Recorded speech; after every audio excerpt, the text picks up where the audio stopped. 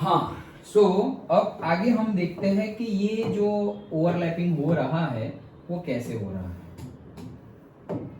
Okay चलो, सो overlapping discuss करते हैं। देखो, overlapping of atomic orbitals. So when the orbitals of two, okay थोड़ा बड़ा कर देते हैं इसको, हाँ, when the orbitals of two atoms come close to form bond, their overlap may be positive, negative or zero depending upon the sign or say phase and the direction of the orientation of amplitude of the orbital wave function in space, say figure in 4.9। मतलब क्या बोल रहे हैं कि जब भी कोई दो, और मतलब दो, हमने क्या बोला था कल डिस्कस किया था ना कि ये H और ये नजदीक आ रहे, वो पूरा हमने डायग्राम देखा था, याद है ना कल वाला डायग्राम, जहां पर क्या था, डिस्टेंस, पिकोमीटर में डिस्टेंस था दोनों के बीच में, और यहाँ पर क्या था, उनके बीच की एनर्जी। फिर ग्राफ ऐसे नीचे आ रहा था। अभी तो यहाँ जब नीचे लीस्ट पोजीशन पे आ गया, वो है हमारी बॉन्ड लेंथ, और वहां बॉन्ड बन गया, वहां सबसे ज्यादा एनर्जी रिलीज हो गई, मतलब वो स्टेबल कंडीशन है। और ज्यादा नजदीक गए तो एनर्जी बढ़ जाएगी। ओके, वो ग्राफ हमने देखा था। तो वैसे ही क्या बोल रहे हैं कि ये जब नजदीक आएंगे तो उनकी जो ऑर्बिटल है वो भी नजदीक आएंगे। अगर दो एटॉम नजदीक आ रहे हैं तो उनकी ऑर्बिट और ऑर्बिटल्स भी क्या होंगे, एक दूसरे से नजदीक आएंगे। जब एक दूसरे के नजदीक आए तब उनके बीच में come close to bond their overlap, जब वो ओवरलैप होगा तो ओवरलैप का नेमिंग किया हुआ है कि भाई positive overlap, negative overlap, zero overlap. ये कैसे किया अभी देखते हैं हम, ये कैसे किया देखते हैं। ओके देखो, सिंपली बता ही देता हूं। ऐसा समझो कि ये हमारा क्लोरीन Cl2 बना रहे हैं हम। क्या बना रहे हैं? Cl2। थोड़ा अच्छे से बनाते हैं, रुको। चलो, क्लोरीन, तो क्लोरीन मतलब 1s2 2s2 2p6 3s2 and 3p5, ऐसा ही है। ओके 17 ना, हाँ ओके। तो अब हम क्या बोल रहे हैं कि क्लोरीन है और 3p5 में क्या क्या है, 3px2 3py2 and 3pz1। Done. Okay ऐसा ही है, 5 हो गए।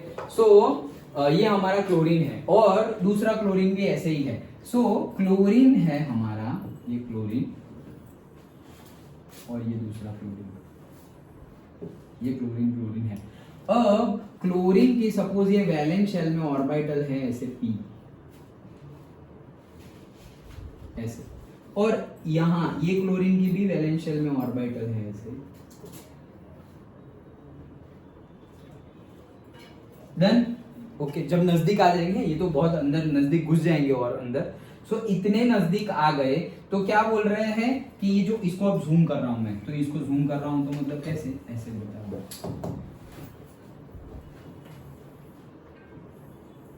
तो अभी जैसे मैंने बताया वो क्या, कि ये शेप कैसे आया था, ये सपोज px py pz का डबल शेप है, फिर से हमारी d ऑर्बिटल्स है उनका डबल डम्बल शेप है। ओके, तो ये शेप कैसे आया वो तो मैंने तुम्हें अभी बताया इसके पहले वाली थियरी में, कि जहां जहां इलेक्ट्रॉन मिलने की प्रोबेबिलिटी सबसे ज्यादा है, वो हमने सेकंड चैप्टर में देखा था, 95% और मोर प्रोबेबिलिटी है, वहां पर श्रोडिंजर इक्वेशन से हमें मिलता था। ओके, और ये श्रोडिंजर फंक्शन क्या है, साई, मतलब यहां पर इलेक्ट्रॉन मिलने के चांसेस सबसे ज्यादा है, इसलिए हमने ऐसा एक शेप बना दिया, और वो शेप हमारा कहलाया कि भाई ये ऑर्बिटल px का शेप है। क्यों px, p तो है ऑर्बिटल, लेकिन x डायरेक्शन में है, इसलिए x y में है तो y, z में है तो z, वैसे हमने नेमिंग किया px py एंड pz, जहां पर इलेक्ट्रॉन मिलने की प्रोबेबिलिटी सबसे ज्यादा है। अब जहां पर इलेक्ट्रॉन मिलने की प्रोबेबिलिटी सबसे ज्यादा है वो तो हमने देख लिया। अब ये दोनों जो पार्ट है ना, ये सपोज px है सपोज, ये कौन सा ऑर्बिटल है, px, तो ये जो पार्ट है ना वहां पर, और ये उसके ऑपोजिट वाला पार्ट है, वो वहां पर इलेक्ट्रॉन मिलने की प्रोबेबिलिटी तो है, लेकिन ऑपोजिट प्रोबेबिलिटी है। जैसे हम यहां पर नहीं लेते कि भाई हमारा नंबर सिस्टम है तो this side plus this side minus, ऐसा नहीं लेते। ओके, तो वैसे ही यहां पे जो प्रोबेबिलिटी है, यहां पर भी प्रोबेबिलिटी है, लेकिन उसकी कैरेक्टरिस्टिक्स ऑपोजिट है, उसकी कैरेक्टरिस्टिक्स ऑपोजिट। सपोज यहां पर क्लॉकवाइज घूमने वाले इलेक्ट्रॉन मिल रहे हैं, तो यहां पर एंटी क्लॉकवाइज मिलने वाले, दोनों सेम करते नहीं। ओके, यहां पर क्लॉकवाइज तो यहां पर एंटी क्लॉकवाइज घूमने वाले मिल रहे हैं। डन। तो इसको शो करने के लिए बुक में क्या नोटेशन यूज किया है, this is plus and this is से minus. This plus minus is not mathematical. This plus minus is again not charge. ये कोई चार्ज नहीं है, यहाँ प्लस चार्ज और यहाँ minus charge. Just to show कि यहां पर जो कैरेक्टरिस्टिक्स है उससे ऑपोजिट कैरेक्टरिस्टिक्स यहां है, इसलिए यहां प्लस और यहां माइनस दिखाया गया है। It's not a charge, it's not mathematical. Okay, तो ये जो है प्लस और माइनस वो क्या है, वो सिर्फ ऑपोजिट कैरेक्टरिस्टिक्स दिखा रहे हैं। ओके, जैसे कि ऐसा समझो यहाँ पे घोड़ा है और यहाँ पे गधा है। ओके, तो घोड़ा गधा ऑपोजिट कैरेक्टरिस्टिक्स। ओके, समझ में आया। अगर कलर से दिखाना है तो सपोज मान लो कि यहाँ पर येलो कलर है और यहाँ पर सपोज ऑरेंज कलर है, तो दो अलग अलग कलर हो गए ना। ओके, येलो एंड ऑरेंज, तो ऑपोजिट कैरेक्टरिस्टिक्स दिखा रहे हैं। डन, पहले ये तो बात समझ में आ गई। अब ये जो नेमिंग किया है वो positive overlapping, negative overlapping and zero overlapping, ये कैसे किया, तो इतना समझ गए। अब देखो इसको थोड़ा और आगे बढ़ते हैं। हाँ, तो पॉजिटिव ओवरलैपिंग कैसे होती है कि ये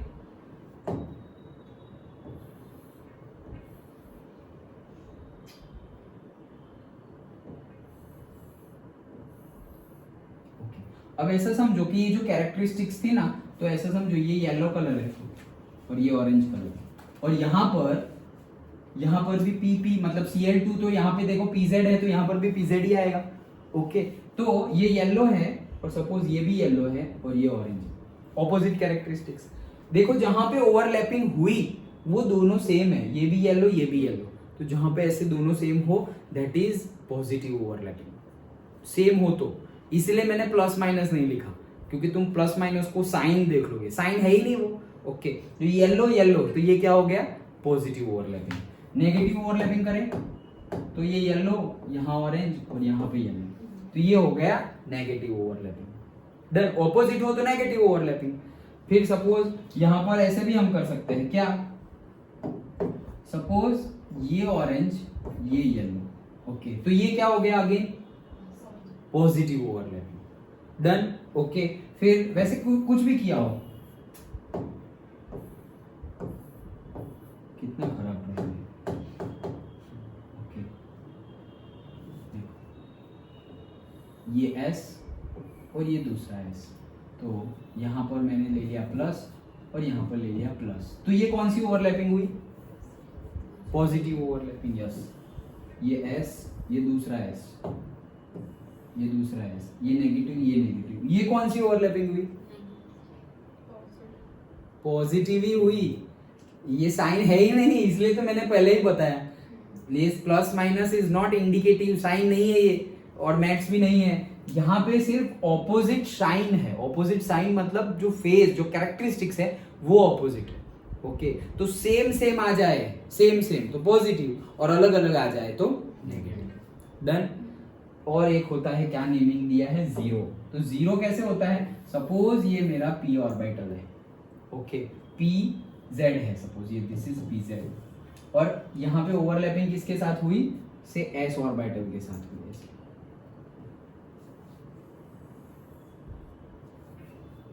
pz और s का ओवरलैपिंग हुआ है, ओवरलैपिंग ही नहीं हुआ एक्चुअल में। देखो ये pz और ये अंदर घुसती गई, कहाँ घुसी, हुआ ही नहीं, ओवरलैपिंग ही हुआ नहीं। ओके, तो ऐसी ओवरलैपिंग को क्या बोलेंगे, जीरो ओवरलैपिंग। ओवरलैपिंग तो बोल रहे हैं लेकिन एक्चुअल में ओवरलैपिंग हुआ नहीं, कहाँ अंदर, एक दूसरे के अंदर गई तो नहीं, तो मतलब जीरो ओवरलैपिंग। अंडरस्टूड, सिंपल है। वो तो एक दूसरे के अंदर जा रही है, पॉजिटिव नेगेटिव। यहाँ पर वैसे तो नजदीक आ रहे हैं और हमने मान लिया कि जा रहे हैं, लेकिन अगर एक्चुअल में देखा जाए तो अंदर तो गए ही नहीं। ओके, सो वो जीरो ओवरलैपिंग है। एक और जीरो ओवरलैपिंग ऐसे भी होती है क्या, कि सपोज ऐसा यहां पर है और ऐसा है। ओके, तो ये एक मेरी P है और ये एक दूसरी P है, यहां पर तो ओवरलैपिंग हो गया। ओके, से प्लस प्लस माइनस माइनस, तो यहां पर तो ओवरलैपिंग हो गया, लेकिन ऊपर वाला ओवरलैपिंग हुआ ही नहीं। ऐसे है, ऐसे ऐसे, यहाँ पर ओवरलैपिंग हुआ, ऊपर वाला ओवरलैपिंग नहीं हुआ, तो ये भी जीरो ओवरलैपिंग है। अगर दो, देखो सिंपली x वाला ओवरलैपिंग हो, वहां पर तो दो हो ही नहीं सकते, मतलब अभी जो किया था ऐसा, इसमें तो ये दो तो ओवरलैप हो ही नहीं सकते ना, ऐसे सीधे है तो कैसे ओवरलैप हो सकते, तो ये दो ही है। लेकिन अगर y और z की बात करें, जैसे कि ये हमने ऐसे एंगल पे बनाए हुए, तो दोनों होने चाहिए। दोनों कैसे होंगे? दोनों ऐसे होंगे, देखो पैरेलल होंगे ना, ये तो ये हो गया overlapping, plus plus minus minus. तो ये कौन सी ओवरलैपिंग हुई? पॉजिटिव। क्यों? सेम सेम ओवरलैप हुआ है इसलिए। देखो ये ओवरलैपिंग पार्ट है और ये ओवरलैपिंग पार्ट है, दोनों हुआ। यहाँ पे दोनों नहीं हुआ रहा है, तो ये कौन सा है? Zero overlap. सिंपल है, पॉजिटिव नेगेटिव और जीरो। ओके चलो, हाँ सो फिगर में देखो, चलो फिगर में भी देख लेते हैं। ओके 4.9 ये रही पॉजिटिव और इन फेज ओवरलैप। पॉजिटिव को ही अलग तरीके से क्या बोलते हैं? इन फेज। तो देखो प्लस प्लस, तो ये पॉजिटिव हो गया, प्लस प्लस अगेन पॉजिटिव हो गया। देखो यहाँ पे पी पे है, पी है, पीजेड पीजेड हो रही है, जैसे कि Cl2 बन गया तो पीजेड पीजेड बना। यहाँ पे पीजेड और एस हो रहा है, मतलब से HCl, तो पीजेड आ गई Cl की और एस आ गया पी हाइड्रोजन का, तो HCl बन गया। तो ये पीजेड और एस वो भी पॉजिटिव ओवरलैप है।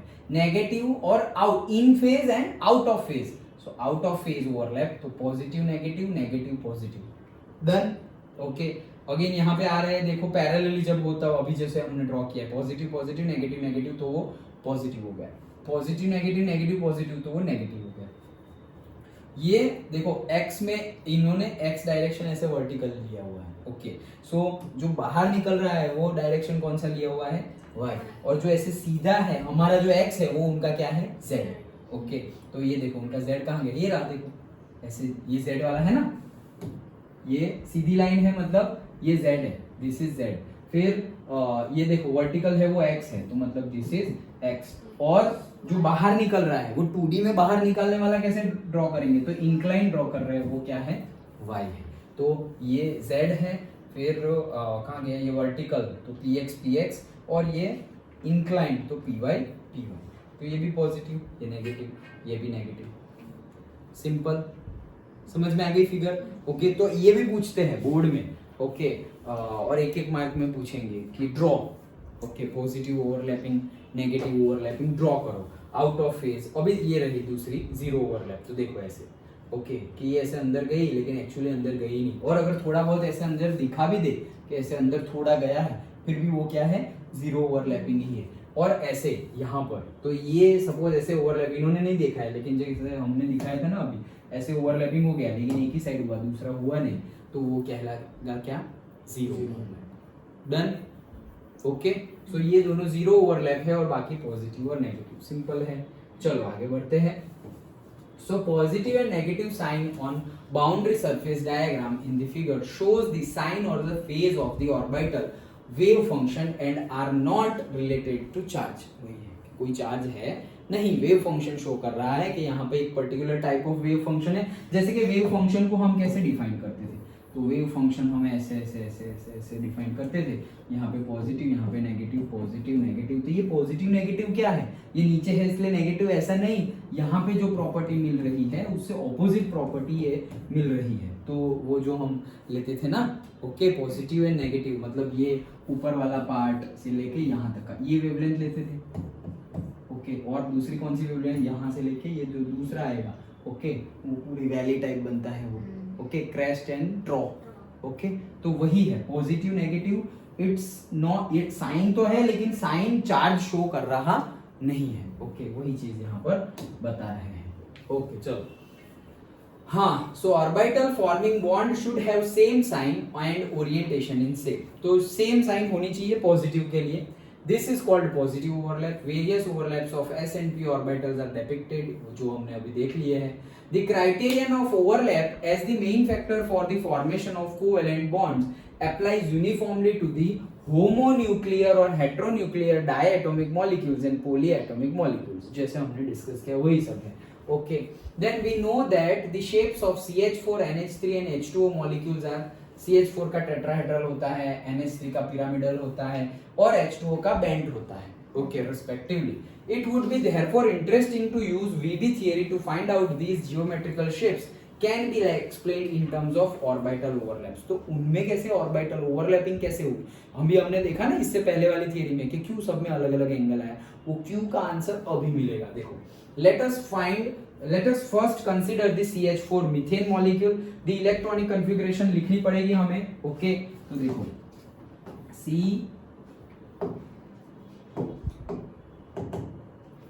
CH4 तो कार्बन की लिखेंगे तो कितना हो जाएगा 1s2 2s2 and 2px1 2py1 2pz0। और हाइब्रिडाइजेशन अगर हम देख ले तो 1s2 2s2 2s1 हो जाएगा ना, ये 2s1 और ये 1 इलेक्ट्रॉन यहाँ चला जाएगा।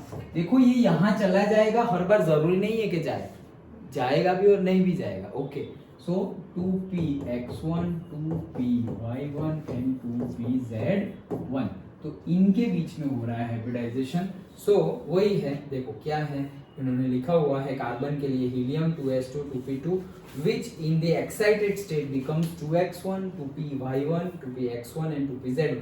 The energy required for this excitation is compensated by the release of energy due to overlap between the orbitals of carbon and important है कार्बन एंड हाइड्रोजन। देखो क्या बोल रहे हैं, ये हमने एक्साइटेड स्टेट बताया। एक्साइटेड स्टेट मतलब क्या, एनर्जी मिली। ये एनर्जी कहां से मिली, देखो फिर से the energy required for this excitation is compensated by the release of energy due to overlap between the orbitals of carbon and the hydrogen। ये एक्साइट होने के लिए मतलब ऐसा समझो कार्बन ने यहाँ पे डायरेक्टली पढ़ेंगे तो सर अभी तो हाइड्रोजन आया भी नहीं तो ये एनर्जी कहाँ से यूज, अभी तो कहाँ हाइड्रोजन आया, तो वो लैंग्वेज से समझ में नहीं आएगा। लेकिन ऐसा समझो कि लाइक तुम्हारे लिए मुझे कुछ करना है। ओके तुम्हारा कोई फॉर्म फिलअप करना है। ओके तो मैंने तुम्हारा कोई फॉर्म फिलअप कर दिया जो स्कूल में से करना होता है या तुम्हें खुद करना होता है, वो फॉर्म मैंने फिलअप कर दिया और उसके लिए 1000 रुपीज़ फीस है। ओके तो तुमने बोला सर ये मेरी डिटेल्स में भेज दे रहा हूँ, जैसे भी करके फॉर्म भर दीजिए, अभी 3 बजे तक का ही लास्ट टाइम है और आज लास्ट डेट है।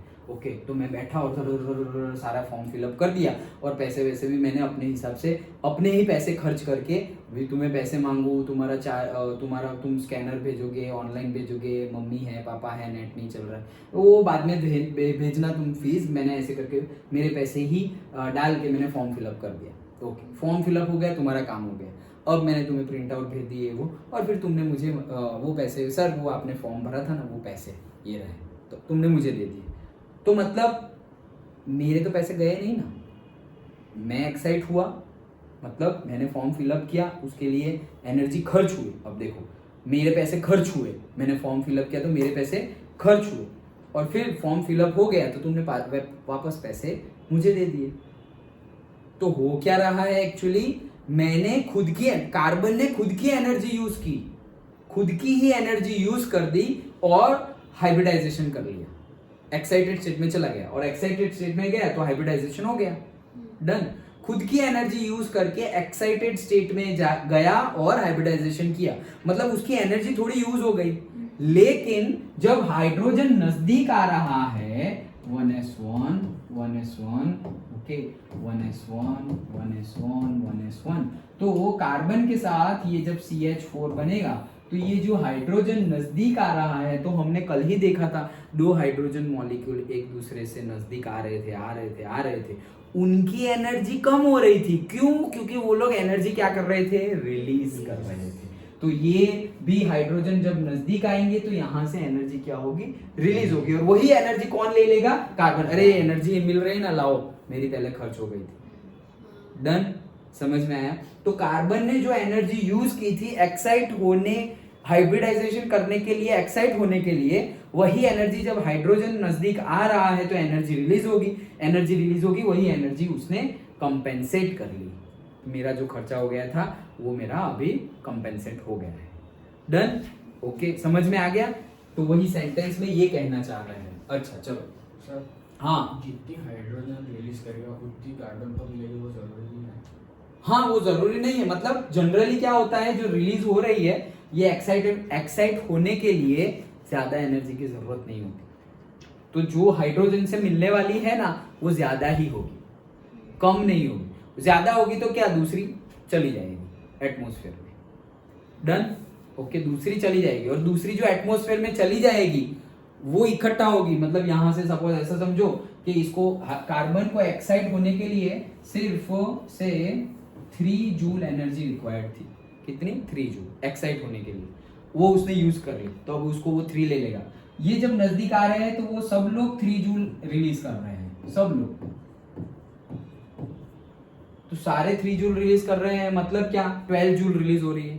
12 जूल रिलीज हुई और उसने खर्च कितनी की थी? सिर्फ 3 जूल, तो टोटल 9 जूल एक्स्ट्रा है। ये 9 जूल जो एक्स्ट्रा हो गई ना, अब तो बॉन्ड बन गया ना CH4 के बीच में, अब CH4 के बीच में बॉन्ड बन गया और 9 जूल, ये 9 जूल ही, 9 और 4 बॉन्ड बने total, so 9 divided by 4, okay, मतलब ऑलमोस्ट से 2.02 जैसा, ओके, सो और से हाँ व्हाटएवर, सो 2.02 2.04 जो भी आए, ओके, उतनी एनर्जी एक बॉन्ड एंथैल्पी बन गई हमारी, बॉन्ड एंथैल्पी, ओके, कि बॉन्ड तोड़ने के लिए जो एंथैल्पी चाहिए वो कितनी है? 2 जूल, क्योंकि टोटल 9 जूल, 4 मिलके 9 जूल बाकी रही थी ना, अंडरस्टूड? 4 जब ये 4 बॉन्ड बनेंगे ना, 1 2 3 4, हमने ऐसे नहीं 4 बॉन्ड बनाते थे कार्बन के, हाइड्रोजन हाइड्रोजन हाइड्रोजन और हाइड्रोजन, तो ये 4 बॉन्ड बने, तो ये 4 बॉन्ड बने हैं, तब जाके जो एनर्जी रिलीज होगी वही एनर्जी वापस देंगे, तो 4 बॉन्ड टूट जाएंगे। समझ में आ रहा है? ओके, तो इसको एक्साइट होने के लिए जो एनर्जी की जरूरत थी, उससे तो जो मिलने वाली है वो ज्यादा ही मिलने वाली है, कम नहीं मिलेगी। डन? आ गया समझ में? ओके, सो ये हमने एनर्जी के बारे में देखा। नाउ हाँ, सो शुड हैव दी, ये कहाँ पहुंच गए हम? ये तो देख लिया हमने, orbital overlaps and then compensated by the release of energy due to overlapping. Yes, okay, overlapping देख लिया। The 4 atomic orbitals of carbon, each with an unpaired electron, can overlap with the 1s orbital of 4sh atoms, which are also singly occupied. वो भी सारे क्या है? एक एक electron ही है, singly occupied ही है। Okay, this will result in the formation of 4 CH bonds. It will, however, be observed that while the 3 p orbitals of the carbon are at 90 degree to one another. देखो यहाँ पर 3p orbital है carbon की, px py pz, तो px py pz तीनों के तीनों कौन सी डायरेक्शन में होगी? 90 90 पे होगी एक दूसरे के। xyz कौन से एंगल पे होती है? 90 90 90, तो वो लोग तो 90 डिग्री पे होंगे to one another. The HCH angle for this will also be 90। मतलब अगर एक कार्बन और 3 हाइड्रोजन के बीच में अगर बॉन्ड बनना होता तो वो कितना होता? 90 ही होता। डन? मतलब क्या, ऐसा समझो, यहाँ पर कार्बन है, तो ये कार्बन है और ये बॉन्ड है और यहाँ पे हाइड्रोजन है, ओके, फिर यहाँ पे कार्बन है, यहाँ पे हाइड्रोजन, ये दूसरा बॉन्ड, यहाँ पे कार्बन है, यहाँ पे हाइड्रोजन, ये तीसरा बॉन्ड। डन? तो HCH के बीच में एंगल कितना हुआ? 90। समझ में आ रहा है? पक्का? ओके, ये देखो, यहाँ से ये x, हमारा जो XYZ है वही लेते हैं, ये x और ये y, और ये है हमारा z। वो जो ओरिजिन है वहां पर कार्बन है, ओरिजिन पे कार्बन है, यहाँ पर हाइड्रोजन, फिर यहाँ पर भी हाइड्रोजन और यहाँ पर भी हाइड्रोजन, तो 3 हाइड्रोजन आ गए और बीच में कार्बन। तो क्या बोल रहे हैं? px py pz के बीच में तो 90 डिग्री का एंगल है, तो ये हाइड्रोजन, कार्बन और ये दूसरा हाइड्रोजन, ये जो लाइन बनी वो भी कौन सी बनी? 90 डिग्री। फिर सपोज ये हाइड्रोजन, ये कार्बन और ये हाइड्रोजन, वो भी कितना बना? 90 डिग्री। तो वो बोल रहे हैं कि CH बॉन्ड तो ये जो 90 डिग्री तो बनने वाला है वो तो बनेगा ही, लेकिन HCH बॉन्ड भी कितना बनेगा? 90 डिग्री ही बनेगा। लेकिन कब? जब 3 हाइड्रोजन ले तब, 4 हाइड्रोजन ले तो नहीं होगा, 3 हाइड्रोजन ले तभी 90 होगा ना, सो तब 90 होगा। That is 3 CH bonds will be oriented at 90 to one another. The 2s orbital of carbon and the 1s orbital of H are spherically symmetrical and they can overlap in any direction. यहाँ पर तो कोई भी direction में overlap हो सकता है। क्यों? क्योंकि S के लिए थोड़ी ऐसा है कि भाई यही डायरेक्शन में जाना चाहिए, S तो स्फेरिकल है, तो स्फीयर तो कहीं से भी जाएगा ओवरलैपिंग करने के लिए। हाँ, अगर P और P होता, जैसे कि क्लोरीन वाले केस में, ओके, P और P होता तो डायरेक्शन इंपॉर्टेंट थी कि भाई इसकी X है तो इसकी भी PX ही होनी चाहिए, इसकी PX है तो इसकी भी PX होनी चाहिए, इसकी PZ है तो इसकी भी PZ होनी चाहिए। यहाँ पर तो क्या है, तो कुछ भी हो, यहाँ पर स्फीयर ही है ना, अंदर ही आएगा डायरेक्टली। स्फीयर का तो क्या शेप होगा, मतलब क्या डायरेक्शनल प्रॉपर्टी होगी, ओके कोई हमें बोले कि भाई ये बॉल जो है उसको सीधा रखो, अरे बॉल को क्या सीधा रखो और उल्टा रखो, बॉल तो बॉल है, रखना ही है। डन। ओके तो स्फीयर की कोई डायरेक्शनल प्रॉपर्टी नहीं होगी, वो बोल रहे हैं। Then therefore the direction of the fourth CH bond cannot be ascertained, मतलब कि जो फोर्थ वाला CH बॉन्ड है वो हमें 90 डिग्री मिलने वाला नहीं है। वो कैसे 93 डायरेक्शन तो हमने ले ली, तो वो 90 डिग्री कैसे मिलेगा? Okay so therefore this description does not fit in with tetrahedral HCH angle of 109.5 degree. तो 109.5 डिग्री जो होना चाहिए वहां पर ये सूट हो रहा नहीं है। Okay clearly it follows that simple atomic orbital overlap does not account for the directional characteristics of the bond in CH4. Using similar procedure and arguments, it can be seen that in the case of ammonia and H2O molecules, the H and HOH angle should be 90. वहां पर भी क्या होना चाहिए? 90 होना चाहिए। क्यों? Again ammonia और 3 हाइड्रोजन। ओके तो एमोनिया मतलब नाइट्रोजन, तो नाइट्रोजन के लिए लिखे तो क्या होगा? 1s2 2s2 और ये कितना है 7 ना, सो 2px 2py 2pz, तो 1 1 1 कितना हो गया? 4 और 3 7 हो गए। डन। ओके अब ये भी sp3 हाइब्रिडाइजेशन शो कर रहा है, सो ये नाइट्रोजन हो गया। अब क्या हो रहा है कि एक नाइट्रोजन और 3 हाइड्रोजन, एमोनिया में तो वही होता है ना, तो 3 हाइड्रोजन के लिए क्या है? हाइड्रोजन के लिए तो 1s1 ही है। और नाइट्रोजन के लिए क्या है? नाइट्रोजन के लिए तो ये सारी की सारी sp3 हाइब्रिडाइजेशन है, मतलब ये सारी एक ही एनर्जी लेवल पे आ गई है। डन। ये सारी की सारी क्या हो गई है? एक ही एनर्जी लेवल पे। एक्साइटेड स्टेट में क्या हो रहा है कि ये सारी की सारी एक ही एनर्जी।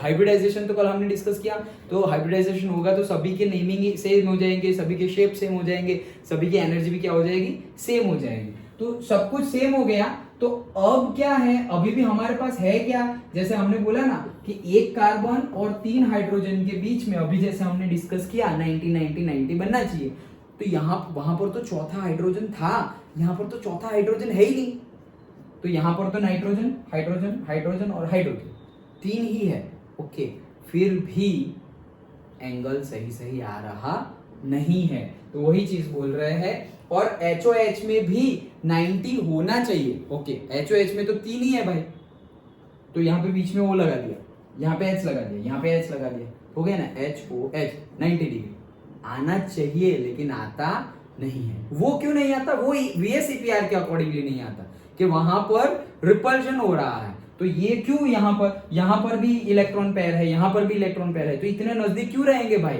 हमारा रूल ही है क्या? जितना हो सके उतना दूर रहे हो। डन। ओके सो वो वहां पे VSEPR की वजह से नहीं आ रहा, मतलब दोनों ही थियरी, दोनों नहीं एक्चुअली तीनों, अभी नेक्स्ट जो हम पढ़ेंगे मॉलिक्यूलर ऑर्बिटल थियरी, तो ये तीनों की वजह से चेंज होते रहते हैं, VSEPR के अकॉर्डिंगली भी और से VBT के अकॉर्डिंगली भी, एंड मॉलिक्यूलर ऑर्बिटल थियरी जो हम नेक्स्ट पढ़ेंगे उसके अकॉर्डिंगली जो होना चाहिए वो हो रहा नहीं है। लेकिन सबको अगर कंबाइन करके चले तो हमें रीजन पता चल जाएंगे कि क्यों नहीं हो रहा है। ओके तो वही चीज हम समझ रहे हैं कि 90 तो होना चाहिए, लेकिन 90 है नहीं। This is in disagreement with the actual bond angles of 107.5 and 104.5 in ammonia and H2O molecules respectively। मतलब ये जो हम सोच रहे हैं कि 90 डिग्री 90 डिग्री 90 डिग्री होना चाहिए, वो आ रहा नहीं है। प्रैक्टिकली जब हमने देखा तब हमें पता चला कि यहाँ पर 90 90 90 कुछ आने वाला तो है नहीं। ओके तो वही चीज बता रहे हैं। ओके क्योंकि ये जो ओवरलैप हो रहा है उसकी वजह से। डन। तो ये जो ओवरलैपिंग हुई सब में सेम नहीं हुई ना, देखो यहाँ पे क्या है, यहाँ पे किसकी ओवरलैप होगी? sp3 एंड s की ओवरलैपिंग होगी। एमोनिया में ये एमोनिया था, फिर ये हमारा कौन है से CH4, तो CH4 में भी sp3 और H की, तो यहाँ पर तो H की हो रही है, लेकिन ये जो है वहां पे कौन कौन सी है? ये 2s और 2p की हाइब्रिडाइजेशन हुआ था, और यहाँ पर अगर क्लोरीन ले लिया हमने तो वहां पे 3s और 3p की हाइब्रिडाइजेशन होगी। एमोनिया है तो 2s और 2p की हाइब्रिडाइजेशन हो रही है। और वहां पर देखो एक एक एक एक था और यहाँ पे 2 एक एक एक एक है। ओके, तो सेम ओवरलैपिंग, मतलब ऑर्बिटल्स तो क्या है, सेम ही है, लेकिन electron, number of electron same नहीं है। देखो वहां पे अलग थे, कार्बन के केस में 6 थे, यहाँ पर कितने हैं, 7 है। तो रिपल्शन एंड ऑल बढ़ेगा कम होगा depending upon the number of electrons and electron pairs. Okay, so VSEPR और VBT को इकट्ठा करें तो हमें पता चलेगा कि हाँ, थियोरेटिकली हम जो सोच रहे हैं कि इतना एंगल आना चाहिए वो क्यों इतना नहीं आ रहा। डन। ओके, तो ये था हमारा ओवरलैपिंग ऑफ एटॉमिक ऑर्बिटल, कैसे ओवरलैपिंग होगा वो। ओके, अब हमें नेक्स्ट देखना है बॉन्ड कैसे बनता है। चलो